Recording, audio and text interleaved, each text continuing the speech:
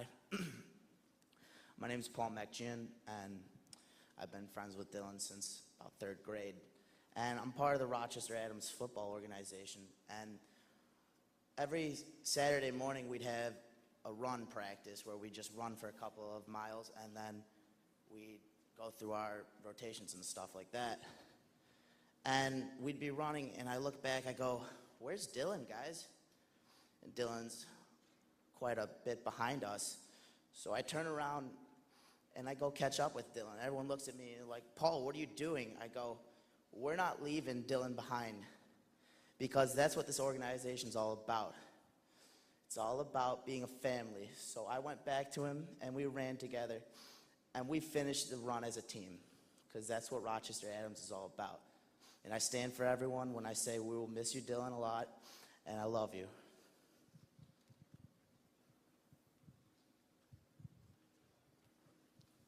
My name is Matt Williams, and I moved here in 7th grade, and that was really the first time I met Dillon. And I met him, he was in class, I think, geography with Spencer. And I know Mr. Duncanson was our teacher, but anyway, it's not really about that. But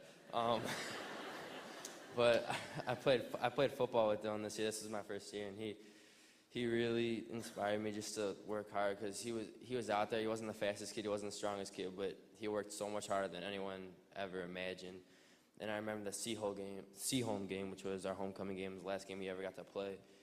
He got in with, like, we were up big, and he got in with like 4 minutes left, and he got hit pretty hard from behind. It was dirty. Mr. McKellar's going off about it, and everyone's smiling. And Dillon, everyone thought he was going to be hurt or something. He came off the field laughing, and I was like, "Dillon, why are you laughing?" And he goes, "It felt good."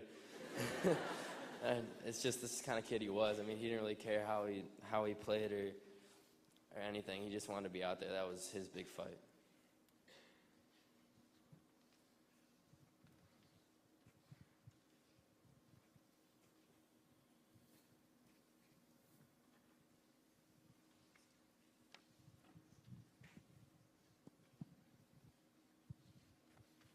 I'm Tyler Weiss, and I was one of Dillon's good friends for a long time. And I'm sure you guys saw the picture of Dillon with the Easter Bunny, and I just wanted to explain it. We were at the mall seeing a movie when Dillon was getting treatment, and we were all sitting at a table, and we see this Easter Bunny with all these little kids taking pictures with it. And Dillon right away wanted to take a picture with it, so we got a picture with the Easter Bunny.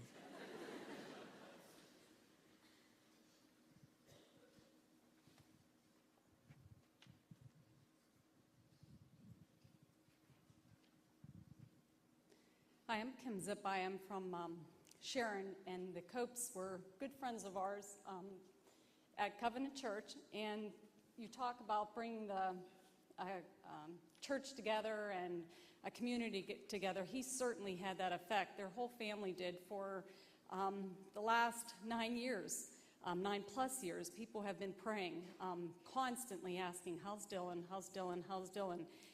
And we talk about them, and so many people talk like they knew him and they had never met him. And when I think about that, and I have heard so much about how this community has stood behind him, the church community, the school, especially his friends, his teachers, that Dillon lives on in memories. But I challenge you to go and continue to take Dillon with you, not just in memories, but in actions, because Dillon has a lot of work yet to do. Because Dillon is with Jesus Christ, and that was the most important thing in his life. And those of you that know Jesus Christ as your personal Savior, I just challenge you to continue to share that with others, because that certainly is the work that Dillon had for here and for many years to come.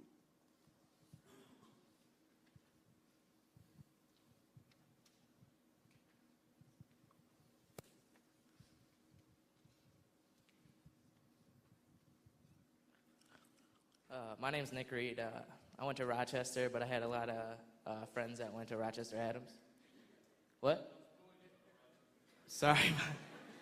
But one of the memories I have with Dillon, we went to basketball camp a couple years ago, OU basketball camp, and Andrew's team was in the championship game that year, and Dillon came running in as we were painting our letters of Oakland, which was Andrew's team, on all of our stomachs. And Dillon comes running in the bathroom. He's like, "Hey, I want in." I said, "Dillon, we don't got any letters left. We had Oakland, across all our chests." And I was just like, let's just put an exclamation mark on there. So we put an exclamation mark on Dillon, made Oakland a little bit more exciting, I guess. And we were cheering on Andrew's team on to victory that year, and he was right there beside us.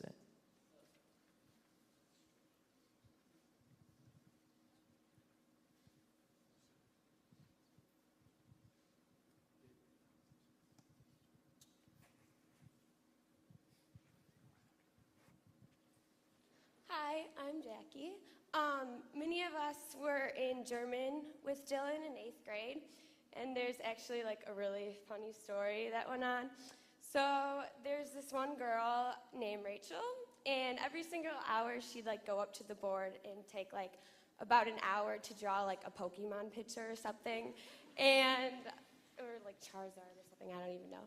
And one day, Dillon decides to have a drawing competition with her, and after about like an hour of like her drawing the picture, he goes up, and he takes like literally about like a half a second or like 2 seconds or whatever, and draws the stick figure, and like everyone goes, "Dillon, Dillon, Dillon," like at the end. So like he won the competition, and he took like 2 seconds to draw the picture. So it kind of shows like the humor that Dillon has, that we will all miss. Hi, I'm Chris Young. I got to know Dillon in 8th grade. He always made squirrel noises. That's how I remember. But, I was also from Pittsburgh. So this year, when we were both going back to Pittsburgh for the Super Bowl, I look over in the car next to me, and I just go, and my mom's like, "What is it?" She thought it was a car accident or something. And I'm like, "It's Dillon." So I just see him waving his family. It was so cool. And then when we killed the cards, it was just the best memory. So that's how I remember Dill. Dave, are we going to allow any more Steeler stories? I think we have to. There's one back there, Steve. Anybody over here? All right. Hi, I'm Mike Paquette. I'm one of the trainers at the YMCA. It was last summer about this time when Dillon came into the Y on a Saturday, and I see this little kid on a bench, and he's doing dumbbell, kickbacks, or anyway, working his triceps, a little 5-pound dumbbell. And I walked over and said, "Hey, I think you can do a lot more weight than that." And he looked at me, and his eyes lit up. He just, he looked so happy, and he, just wanted more. And so we got out a little heavier weight, and he did those, and we corrected his form, and then it was, what next?